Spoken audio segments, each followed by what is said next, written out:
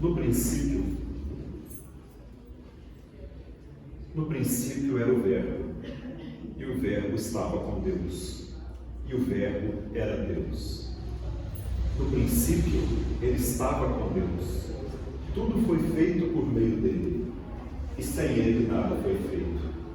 O que foi feito nele era a vida, e a vida era a luz dos homens. E a luz brilha nas trevas, mas as trevas não a apreenderam. E o Verbo se fez carne e habitou entre nós. E nós vimos a sua glória, glória que ele tem junto ao Pai, como Filho único, cheio de graça e de verdade. Boa noite a todos. Que Jesus esteja conosco. E hoje é o nosso tema. Quando me apresentaram esse tema, eu disse faria com muito prazer, mas eu só fiz um pedido, que não fosse no Natal, porque esse tema é sempre no Natal. Nada contra o Natal, mas o Natal é um dia, por motivos óbvios, de casa vazia, e falar dele, do Mestre, de Jesus, eu gostaria que fosse num dia de casa cheia como hoje. Bom, um tema bíblico, um tema evangélico, na verdade, o tema é aquele que traz o Evangelho para nós. Nós espíritas, infelizmente, não temos o hábito da leitura da Bíblia, de conhecer a Bíblia, de saber da Bíblia. Eu, sem citar nomes, posso dizer de uma grande amiga que trabalha comigo, colega de trabalho, que a gente sempre conversava no café sobre temas bíblicos. E um dia ela me perguntou: qual a sua religião? Ela é evangélica. Eu sou espírita. Mas você conhece a Bíblia? Eu conheço, eu leio a Bíblia. Então, nós espíritas temos que ter o hábito da leitura da Bíblia.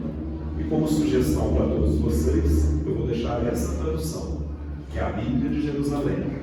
Para os mais velhos, eu vou sugerir comprar o modelo maior, porque essa daqui é difícil de ler, tanto que eu até tive que tirar o óculos para ler, porque a letrinha é muito miúda. Tem um modelo, tem o exemplar dela maior ali dentro, eu tenho também em casa, eu tive que comprar. Essa daqui eu uso só quando eu vou trazer em palestras alguma coisa. É uma tradução muito bacana, muito fiel às origens. É católica, tá, gente? Então, ou seja, é uma Bíblia interessante para se ler. Chama Bíblia de Jerusalém. Tá?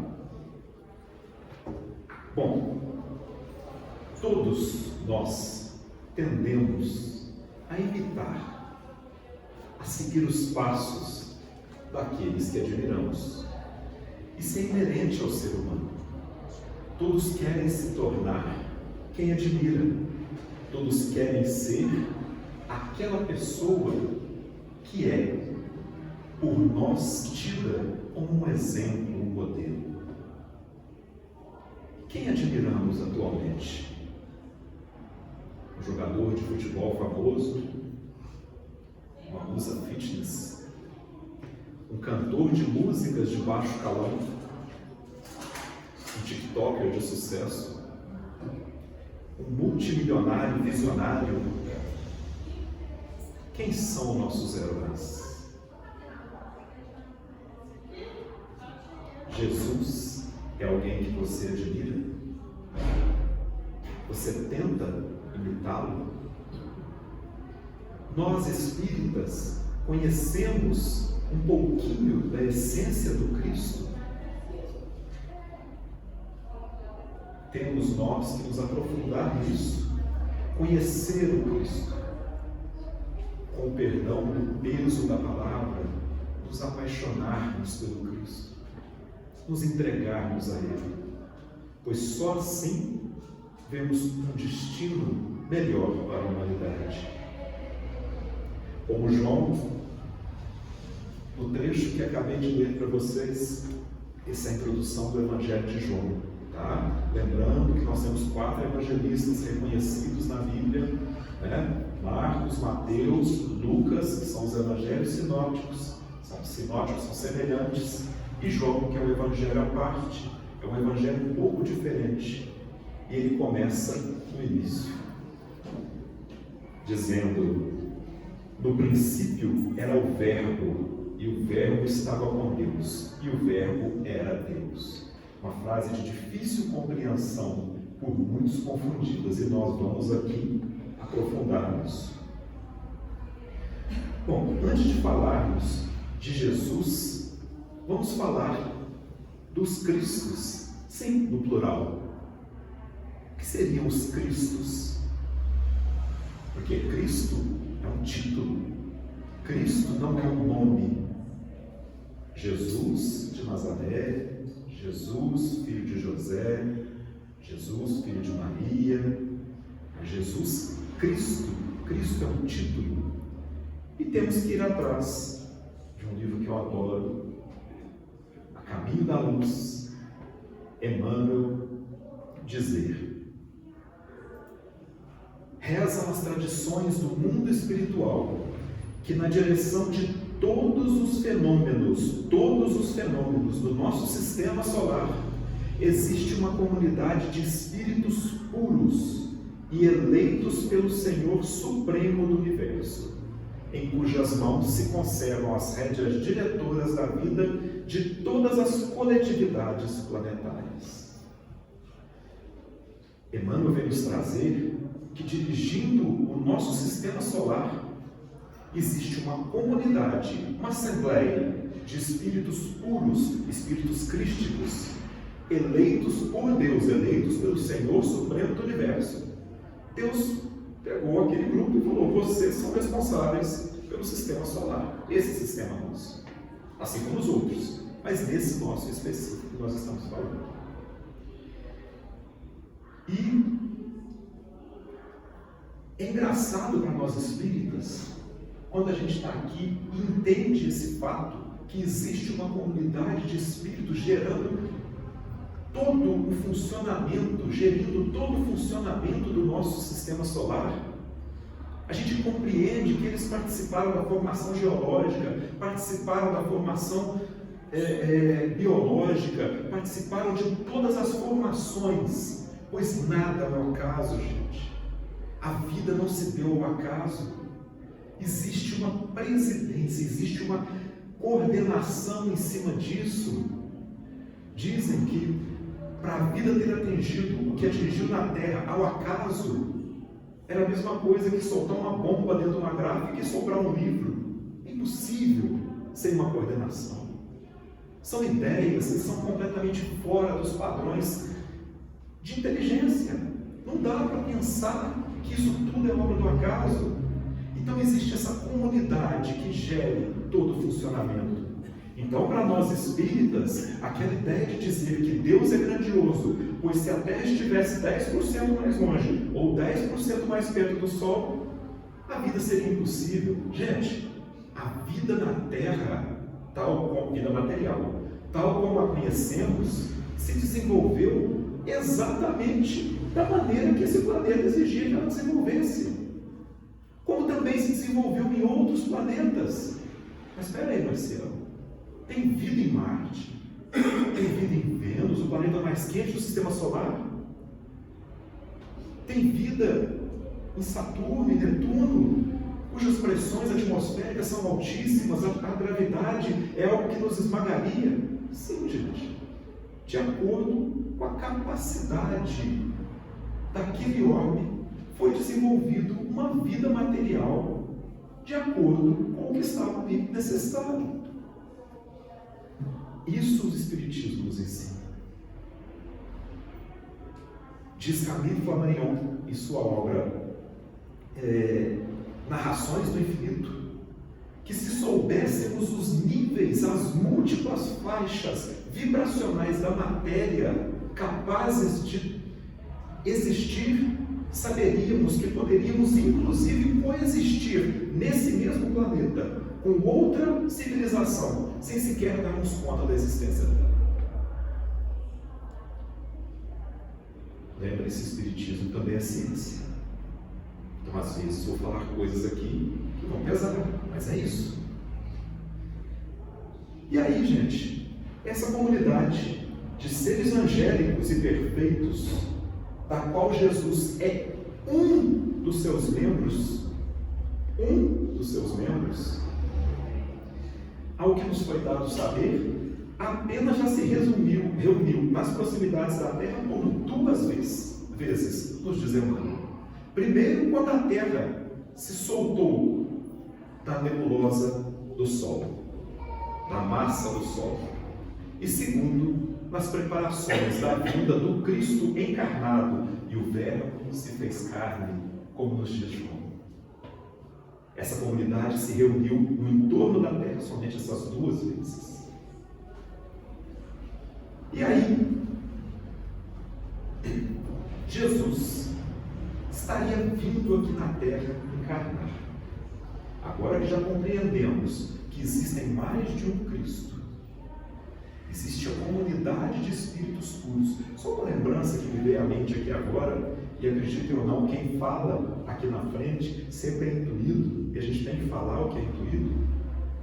Quando perguntaram para Jesus quem era o maior entre todos, Jesus falou que o maior de todos, dos nascidos de mulher, era João Batista. Mas ainda assim, ele era a encarnação, né, de Elias, desculpa, gente, está pensando toda aqui, que era a encarnação de Elias, né? Que era o maior dos nascidos de mulher, mas que ainda assim ele era menor do que o menor no reino dos céus. Quem são os habitantes do reino dos céus? Os espíritos crísticos, os espíritos que estão na condição de Cristos. E é nosso destino. Todos nós caminharemos para isso, a depender de nós, por mais tempo na caminhada, a depender de nós por menos tempo. Mas eu acredito que esse menos tempo ainda seria alguns bilhões de anos. Porque vejamos, se Jesus já nos coordena, desde a formação ele já era Cristo, há 4,3 bilhões de anos atrás. Ele já era um Cristo. Tamanha a capacidade desse Espírito, tamanha a evolução desse Espírito. E vamos lá. Mas isso é muito tempo para ele, gente. Pedro já nos disse, para o Senhor, 1000 anos são como um dia, e um dia como 1000 anos. Primeiro mostrando que o tempo é relativo, que para ele 1000 anos é um tempo muito curto a se passar, e ao mesmo tempo provando que um dia ele era capaz de realizar coisas que nós levaríamos mais de 1000 anos. Essa capacidade do Cristo, falada para nós pelos portadores da mensagem do Evangelho. Mas seria Jesus o mais evoluído dos espíritos? Isso a gente vê muito nas discussões espíritas, né? Jesus é o mais evoluído dos espíritos, não tem ninguém mais evoluído que ele. E aí, nós vamos atrás do nosso querido Chico, no livro Na Era do Espírito, do Herculano Pires com Chico Xavier. Esse livro, para quem não sabe, primeiro uma mensagem primeiro uma mensagem do Chico, né, uma elucidação, depois uma mensagem geralmente de Emmanuel, às vezes outros espíritos, e por fim o Herculano Pires comenta sobre um pseudônimo, sobre Saulo, o nome dele, tá? Desse livro. Então é um livro muito interessante, e ele perguntam para Chico, Chico, Jesus é o espírito mais evoluído que existe? Aí Chico responde, do que posso pessoalmente compreender dos ensinamentos dos espíritos amigos, consideramos Jesus Cristo como sendo espírito de evolução suprema, em confronto conosco, chamados terrícolas. Não o Senhor do sistema solar. Ele não é o Senhor do sistema solar. Com todo o respeito que temos à personalidade sublime de Jesus, mas considerando-o como supremo orientador da evolução moral do planeta. Aí vem uma frase que ele fala assim, Jesus seria o demiurgo da Terra, e o sistema solar terá um demiurgo de mais alta potência construtora. Ou seja, Jesus tem chefe, mesmo aqui no sistema solar. Essa é a resposta do Chico. E aí eu vou voltar numa palavra que eu acabei de falar aqui agora, que é demiurgo, que é a expressão que Chico usa. E na verdade, Muitas pessoas criticam às vezes quem fala, Divaldo, por exemplo, por usar palavras muito difíceis de compreensão na sua fala. Mas nós temos que entender que a fala humana, o vocabulário humano é muito falho. Às vezes você pensa uma coisa, na hora que você vai falar, a pessoa entende outra completamente diferente.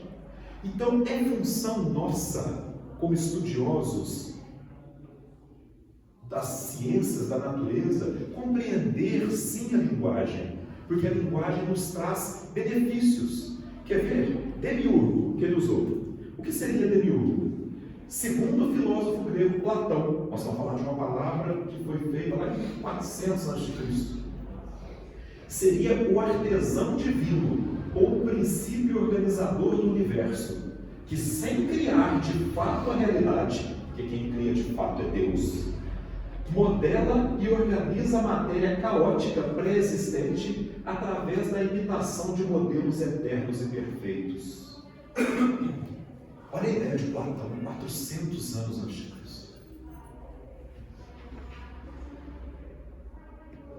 Isso é o Cristo.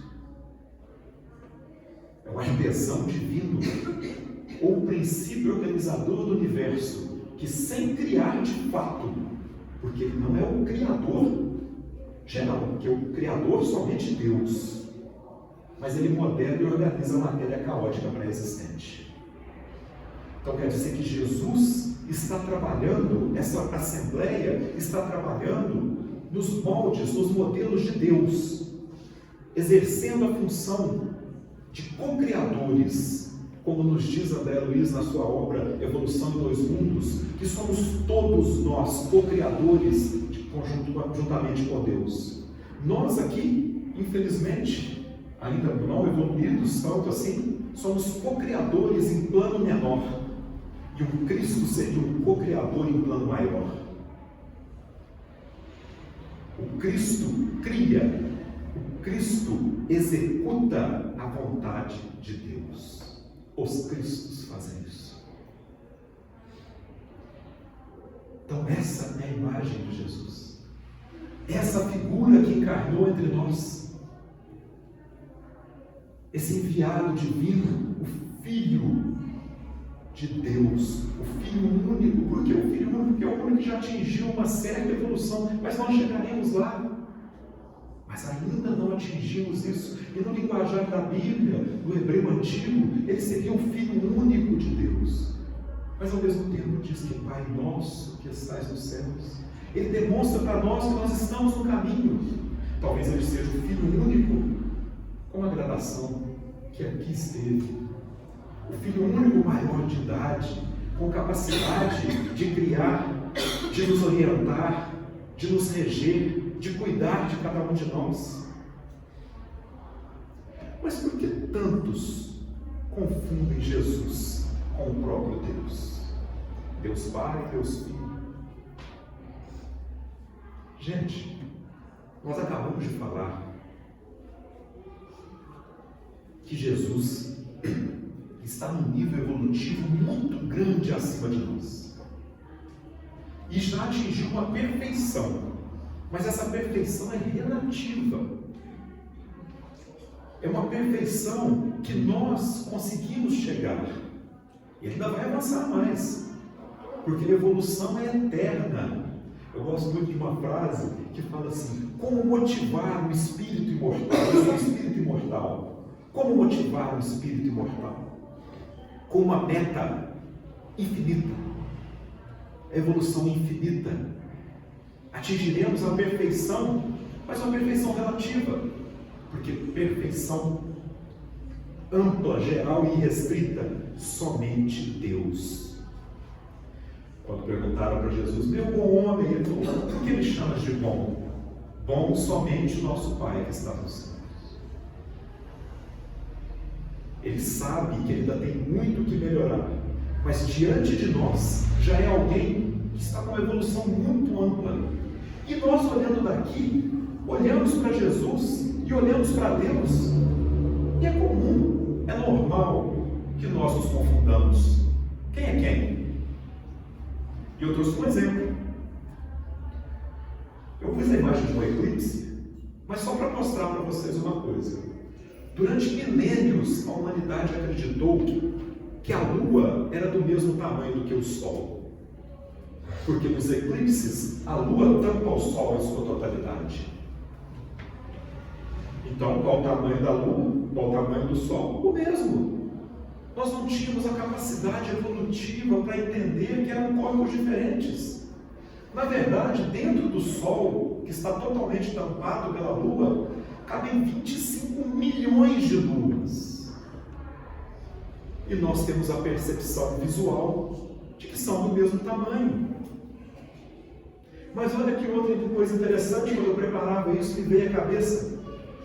Quando vemos a luz da Lua, na verdade é a luz do Sol refletida.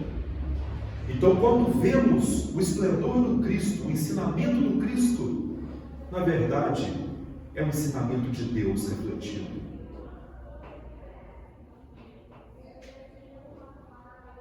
Então, para nós, às vezes, é difícil diferenciar Jesus de Deus.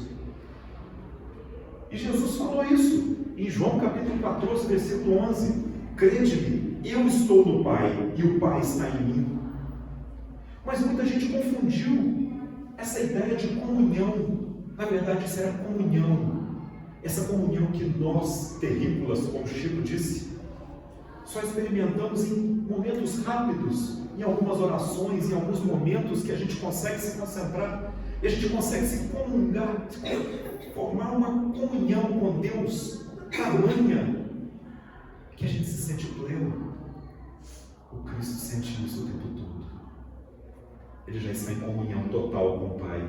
Por isso que ele estava no Pai e o Pai estava nele. Essa coisa de comunhão é engraçada, né? Quando perguntaram para a Madre Teresa de Calcutá como ela orava, que madre, o repórter perguntou, o que você fala quando ora para Deus? Nada, filho, eu só escuto. Poxa, madre, que interessante. O que Deus fala para você? Nada, filho, ele só escuta. Comunhão. O Cristo está em comunhão com o Pai. E aí vem as ideias, com todo respeito, da Santíssima Trindade.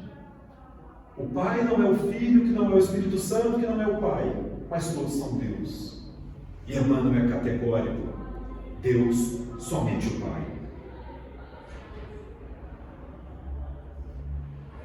Mas o Filho reflete o Pai, e o Espírito Santo, ou como nós espíritas gostamos de falar, a espiritualidade amiga, os espíritos evoluídos que trabalham conosco, refletem a vontade do Pai, refletem a vontade de Deus. Todos somos, quando agindo de boa fé, com amor, somos reflexos de Deus. Eu sempre brinco isso. Se chega uma pessoa aqui e nos pede uma cesta básica, será que Deus vai materializar uma cesta básica na mão dela? Ele nos usa, nos toca, nos sensibiliza para que nós doemos a cesta básica a essa pessoa. Nós somos o milagre de Deus. E Jesus o é em plenitude. Nada contra, gente. É uma maneira de observar. No final das contas, é a mesma coisa que a gente fala, só que não são Deus. Mas o resto é a mesma coisa. Respeitemos as crenças alheias. Cada um vê do jeito que quer. Seria Jesus responsável somente pela Terra? Ou teria outros planetas também sob a jurisdição de Jesus? Difícil essa, né? Bom, em verdade, temos pouco sobre isso. Eu prefiro acreditar que Ele é o nosso Cristo. Egoísta, né? Ele é o nosso, né? Então, Jesus seria o nosso Cristo. Mas, em verdade, numa obra chamada Redenção, de Vitor Hugo, psicografia de Zilda Gama, nós encontramos o personagem principal preocupado, pois estaria indo para outros mundos, conseguiu sair da Terra, e ele não queria deixar de sair do amparo de Jesus Cristo. E ele fala para o Espírito: como, pois, eu, mísero terrícola, posso, sem a sua permissão, ascender a outro mundo ao qual me levais? Não deixo doravante de pertencer à alçada do Nazareno. Ele não queria deixar de ser do Nazareno, de Jesus. Não, vais para um mundo academia dos muitos existentes no universo. És um espírito promovido a outro planeta mais adiantado, mas ainda estás sobre a égide do Cristo, pois não é só a terra que lhe foi entregue, mas outros órgãos com ele solidários sob sua jurisdição. Só joguei para vocês. Tá? É a única coisa que eu já encontrei na literatura espírita falando que Jesus, a literatura confiável, que Jesus também tem outros planetas sob sua jurisdição. Mas é isso. Bom, vamos seguir, senão daqui a pouco eu passo o tempo. A vinda do Cristo foi realmente prevista no Velho Testamento? A gente sempre ouve falar isso, né? As escrituras antigas, os profetas, tal, não sei o quê. Gente, foi e está lá ainda, né? Para quem não acredita ainda, né, no cristianismo, para os hebreus que só seguem, vamos dizer assim, o Velho Testamento, alguns livros sim, outros não, né? Tem até algumas religiões nossas aqui também que excluem esses livros, que os judeus excluem, mas só lembrando que os critérios que eles usam para excluir esses livros excluiriam o próprio Evangelho. Então eu prefiro seguir os livros todos. Mas tudo bem, vamos lá. Aqui tem algumas. Eu não vou ficar lendo não, tá, gente? Senão eu vou ficar aqui muito tempo. 12 ligações com o Velho Testamento. Ali tem uma dupla, então são 13, tá? Acabou não. 22, acabou não. 30 ligações, 30 previsões, algumas duplas, então você pode falar que tem mais de 30 ligações do Velho Testamento, prevendo a vinda, a vida, a morte carnal e o retorno do Cristo em sua plenitude. 30 citações do Velho Testamento. E será que foi fácil vir? Será que foi fácil se encaminhar para esta morada encarnado o Cristo? Bom, no livro Francisco de Assis, João Nunes Maia, Espírito Miramês, ele nos conta como foram os preparativos do planeta para a vinda do Cristo, que foram inúmeros. Inclusive, gente, um fato que a gente tem que compreender como foi, que se pegaram cerca de 2 milhões dos espíritos mais perversos, mais inferiores do nosso planeta, e esses espíritos foram colocados numa cidade espiritual para que pudesse melhorar as vibrações do nosso planeta, para que Jesus pudesse vir. Os 2 milhões piores espíritos foram aprisionados, vou chamar assim, nessa cidade espiritual, e ainda assim fizemos o que fizemos com ele. E esses 2 milhões de espíritos nessa cidade, no livro é falado isso, quem quiser ler, eu acho interessante, essa cidade tinha a forma de uma cruz com as pontas quebradas, ou, para quem gosta de história, de uma suástica. E essa dividida em 4 setores. E um desses setores, quem era o líder? Era aquele que depois se encarnou com Adolf Hitler. Isso está tudo nesse livro. Quem quiser ler, fique à vontade. Depois ele conta a história de Francisco de Assis, mas na parte inicial do livro ele fala sobre isso. E essa história desses espíritos presos foi previsto por João em seu livro Apocalipse. João Evangelista escreveu o livro Apocalipse também, né? No capítulo 20, versículos de 7 a 10, ele fala: disse que Satanás, porque previram que depois seriam libertados esses espíritos e eles encarnariam na terra, né? Disse que Satanás, na linguagem do antigo hebreu, né, Satanás é o adversário, não tem nada a ver com uma criatura criada do mal, será libertado da sua prisão após 1000 anos e sairá a seduzir nações, Gog e Magog, na linguagem deles, né, que estão nos 4 cantos da terra, para se reunir numa batalha. Estas nações têm um número como a areia do mar, e marcham pela superfície da terra. No entanto, desce fogo do céu e devora-os, e o diabo que as enganava é lançado ao lago de fogo de enxofre, onde está a besta e o falso profeta. Quem quiser entender um pouquinho, gente, do Apocalipse, eu sugiro um livro do Haroldo Dutra, que é justamente a interpretação do Apocalipse. É muito interessante, para desmistificar essa história. Lembrando que Apocalipse não é fim de mundo, tá? A palavra Apocalipse significa previsão do futuro. Temos vários livros apocalípticos na Bíblia, tá? Temos Isaías, temos Daniel, temos vários outros livros na Bíblia que são apocalípticos. Apocalíptico não é fim do mundo. Apocalipse é previsão do futuro, tá? Então, gente, essa história é confirmada no livro Apocalipse de João, onde esses espíritos seriam libertos depois. Bom, mas todos, apesar das 30 e tantas previsões da vinda do Cristo, esperavam um Cristo, um Messias guerreiro, que os liderasse em batalha para liberar o povo eleito das garras de Roma. O povo eleito somos nós. Não existe povo dileto. Deus não faz acepção de pessoas, Velho Testamento. Então veio Cristo, manso, pacífico, humilde, que não curtia a riqueza, não curtia o poder, escolheu a manjedoura, uma vida de renúncia e pobreza. Se quisesse, teria nascido na riqueza, na opulência, com os poderes materiais que há tantos enganam até hoje, enganam Judas. Podia ter sido um filho de Herodes o Grande, o tetrarca da Galileia. Podia ter sido filho de Caio Otávio César Augusto, imperador romano da época. Mas não. Foi filho de uma menina, Maria, cuidado por um carpinteiro, José.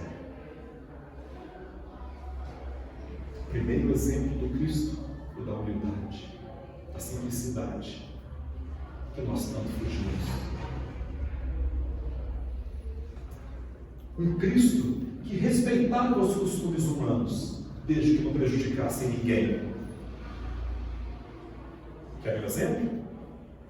Na lapidação da mulher adúltera, a mulher que foi pega em traição do marido, Jesus, utilizando todo o seu poder, toda a sua capacidade de se impor moralmente diante dos humanos, sem sequer erguer a cabeça, disse: aquele que não tiver pecado, atire a primeira pedra. Era costume. A mulher adúltera era apedrejada até a morte. E ele se opôs ao costume. Mas outros não.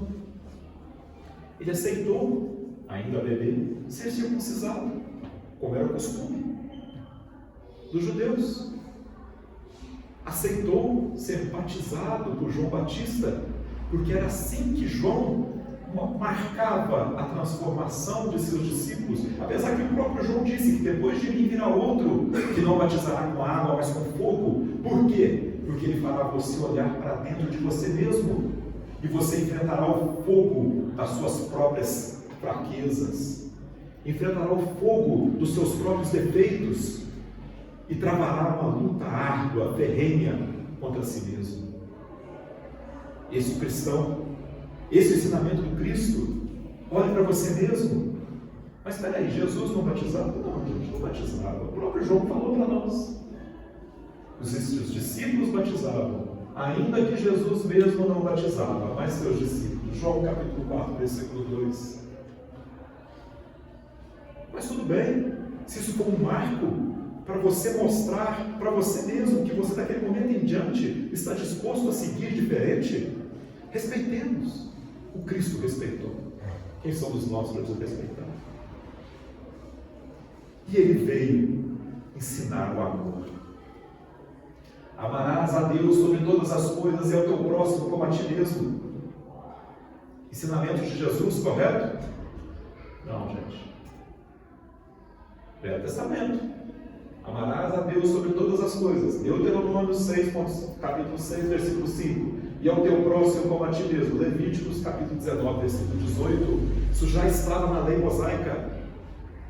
1.200 anos antes do Cristo. Mas se ele veio ensinar o amor, ele desfez isso aqui? Não. Ele manteve: amarás a Deus sobre todas as coisas. Mas um novo mandamento nos deu.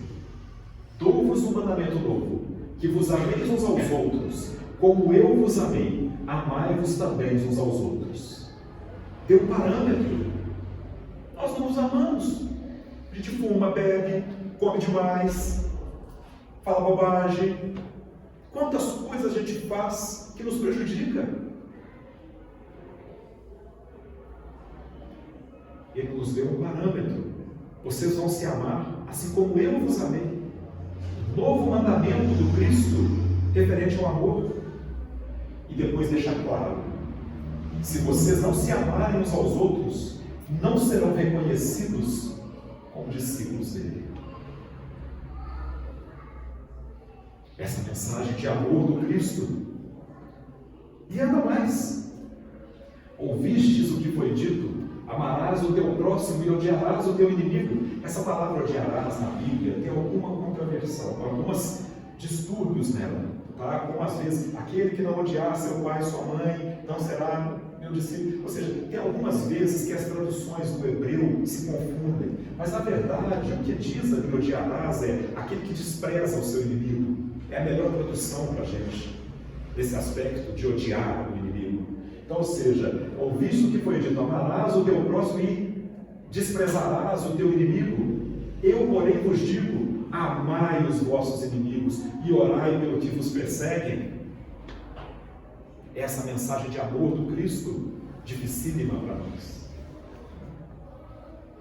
Bom, seguindo para a gente concluir. Estaria Jesus amedrontado diante do sofrimento físico que o aguardava no Monte das Oliveiras antes da crucificação? Meu Pai, se é possível que passe de mim, afaste de mim, dependendo da tradução, esse cálice. Mateus capítulo 26, versículo 39.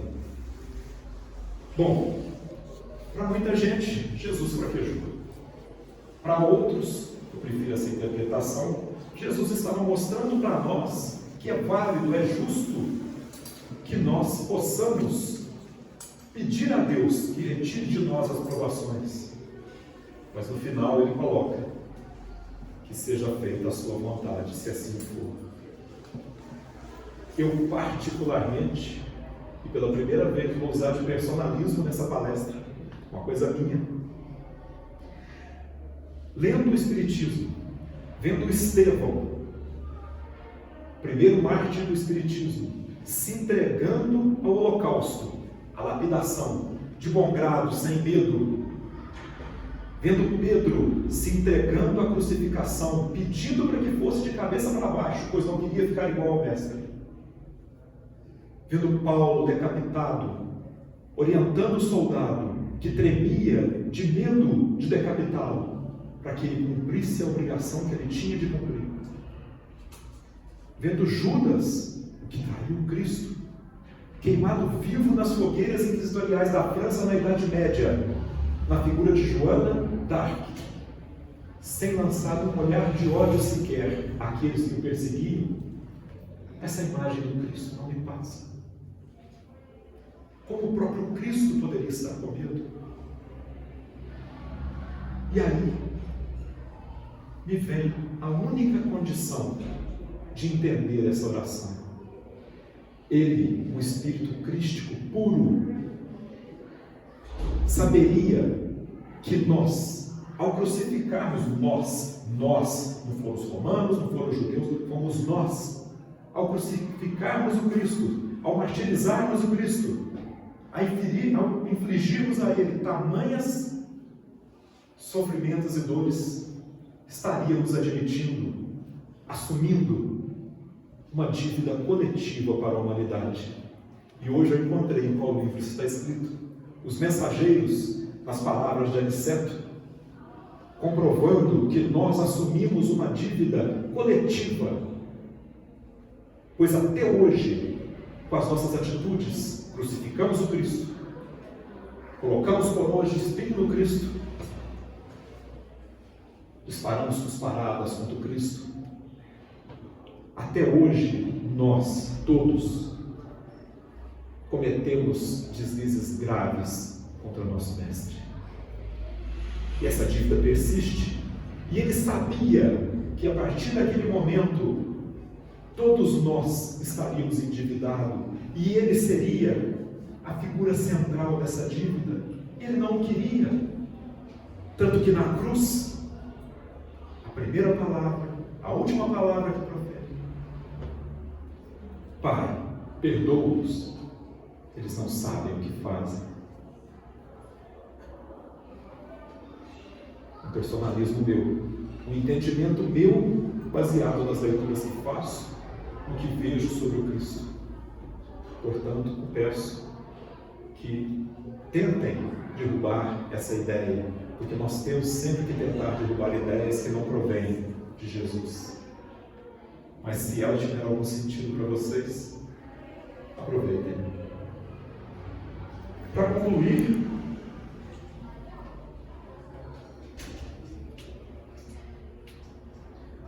não pensem vocês que eu vou fugir do assunto Jesus, Maria Madalena, certo? Cujos livros, de Dan Brown, fizeram tanto sucesso sugerindo absurdos do Cristo. Mas eu vou deixar esse assunto para a minha próxima palestra, que vai ser Maria Madalena. Então não vou fugir do assunto, voltarei nele. Mas para concluirmos, teria Jesus fraquejado na cruz? Deus meu, por que me abandonaste? Mateus, capítulo 27, versículo 46.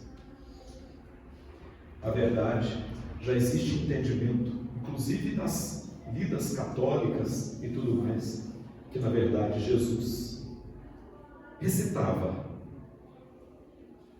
um salmo que previu aquele momento, onde vocês vão ouvir vários momentos que refletem a crucificação. E eu vou usar esse salmo para encerrar esse nosso momento de recolhimento. Vou tentar ligar a música aqui. Vou fazer sem microfone.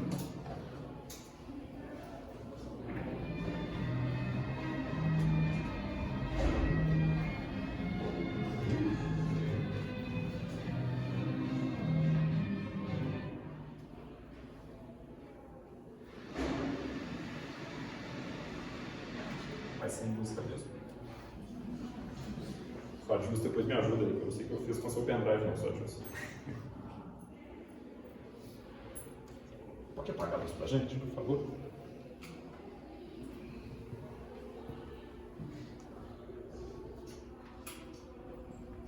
Lembrando que o livro dos Espíritos nos conclama: lê os Salmos. O livro dos Espíritos, o livro principal do Espírita, nos conclama: lê os Salmos. Nós vamos não no Salmo 23, que é o famoso, vamos um antes, 22. E Davi cantava assim, lembrando que muitos desses salmos que foram escritos por Davi, na época de Davi, ou encomenda dele, ou cada um entenda como quiser, eram também mediúnicos. E alguns deles têm previsões do futuro também. E esse Salmo 22 tem. Olha como ele começa. Deus meu, por que me abandonaste? Por que estás tão longe de salvar-me, tão longe dos meus gritos de angústia? Meu Deus, eu clamo de dia, mas não respondes, de noite e não recebo alívio. Tu, porém, és santo, és rei, és o louvor de Israel. Em ti nossos antepassados puseram sua confiança, confiaram e os livraste. Chamaram a ti e foram libertos. Em ti confiaram e não se decepcionaram. Mas eu sou verme, não homem, motivo de zombaria, objeto de desprezo do povo. Caçoam de mim todos os que me veem balançando a cabeça. Lançam insultos contra mim, dizendo: recorra ao Senhor, que o Senhor o liberte, que ele o livre, já que lhe quer bem. Contudo, tu mesmo me tiraste do ventre, deste-me segurança junto ao seio de minha mãe. Desde que nasci, fui entregue a ti, desde o ventre materno, és o meu Deus. Não fiques distante de mim, pois a angústia está perto, e não há ninguém que me socorra. Muitos touros me cercam, sim, rodeiam-me os poderosos de Bazã. Como leão voraz rugindo, escancaram a boca contra mim. Como água me derramei, e todos os meus ossos estão desconjuntados. Meu coração se tornou como cera, derreteu-se no meu íntimo. Meu vigor secou-se como um caco de barro, e a minha língua gruda no céu da boca. Deixaste-me no pó, à beira da morte. Cães me rodearam, um bando de homens maus me cercou. Perfuraram minhas mãos e meus pés. Posso contar todos os meus ossos, mas eles me encaram com desprezo. Dividiram minhas roupas entre si e tiraram sorte pelas minhas vestes. Tu, porém, Senhor, não fiques distante. Ó minha força, vem logo com o meu socorro. Livra-me da espada, livra-me a vida dos ataques dos cães. Salva-me da boca dos leões e dos chifres dos bois selvagens. E tu me respondeste. Proclamarei teu nome a todos meus irmãos. Na assembleia te louvarei. Louvem-no vocês que temem o Senhor. Glorifiquem-no todos vocês, descendentes de Jacó. Tremam diante dele todos vocês, descendentes de Israel. Pois não menosprezou, nem repudiou o sofrimento do aflito. Não escondeu dele o rosto, mas ouviu o seu grito de socorro. De ti vem o tema do meu louvor na grande assembleia. Na presença dos que te temem, cumprirei os meus votos. Os pobres comerão até ficar satisfeitos. Aqueles que buscam o Senhor o louvarão. Que vocês tenham vida longa. Todos os confins da terra se lembrarão e se voltarão para o Senhor. E todas as famílias das nações se prostrarão diante dele. Pois o do Senhor é o reino, ele governa as nações. Todos os ricos da terra se banquetearão e o adorarão. Haverão de ajoelhar-se diante dele todos os que descem ao pó, cuja vida se esvai. A posteridade servirá, gerações futuras ouvirão falar do Senhor. E a um povo que ainda não nasceu, proclamarão seus feitos de justiça, pois ele agiu poderosamente.